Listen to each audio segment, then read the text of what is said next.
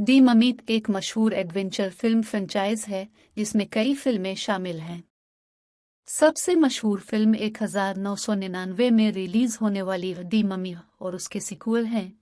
नीज 2017 में रिलीज होने वाली रिबूट फिल्म भी शामिल है। 1999 की फिल्म दी ममी, हिदायतकार स्टीफन समर्स, सितारे ब्रेंडन फ्रेजर, रेचल वाइस और आर्नोल्ड वोसलो। कहानी ये फिल्म एक कदीम मिस्री मोमियाई के दोबारा जिंदा होने की कहानी बयान करती है जो एक लानत की वजह से जिंदा हुआ है। फिल्म में एडवेंचर, एक्शन और हॉरर के अनासर शामिल हैं।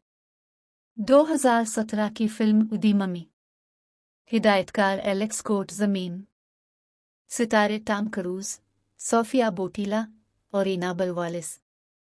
कहानी यह फिल्म एक नई कहानी पेश करती है जिसमें एक कदीम मिस्री शहजादी की मोमियाई को दोबारा जिंदा किया जाता है और वो जदीद दुनिया में तबाही मचाती है।